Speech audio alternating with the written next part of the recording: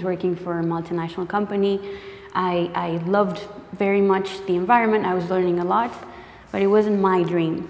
And I've always thought that there were two noble sectors somehow were to work, health and education, and there was this huge revolution happening in education, the MOOCs, the social learning, and it was happening as I was working for another company in a totally different sector. And it just made sense to me to jump, and I really felt it was a jump.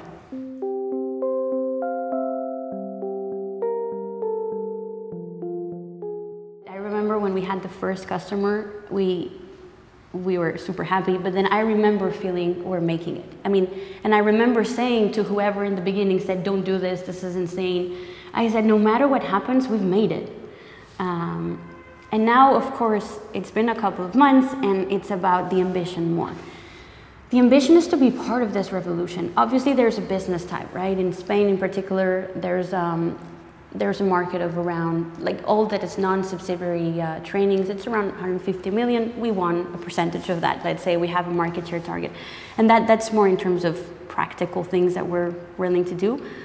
But I think what drives us, what is going to drive us, and the reason why I left the company and why I'm doing this, the ambition is to teach better.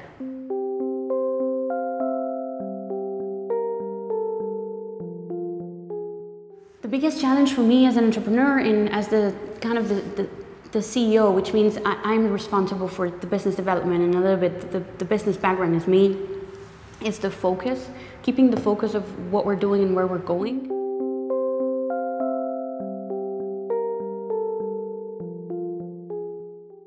I think now as an entrepreneur, the mentor figure has changed and it has its own specificities. To me, it's someone who listens to your crazy and not necessarily tidy ideas and helps you structure them into something that can happen.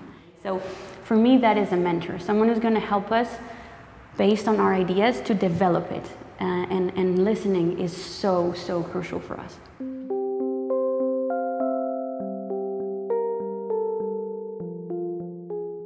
But I would say three things. One is the team. We have the combination of talent and incompatibility of people. We're extremely complementary.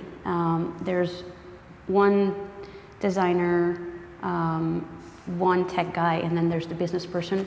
We are friends and we know our limits, and that's very, very useful. Second, I would definitely say the idea. The idea to help bringing education and the way education is thought of nowadays in a more integrative way. That's huge and that's great. And we're going to take that in corporate trainings, and we're going to take that in the conversion of any type of material into pedagogical paths. And third-wise, I would say it's the prospects. Like I said, we've been on like for 6 months, and we have projects that are great. We are adding value. We have potentially very good next couple of months. We potentially have very great couple of months. I would definitely tell an investor, if you dream of investing in a company where you're just going to have a product or service that you're going to sell N times, we're not the company for you.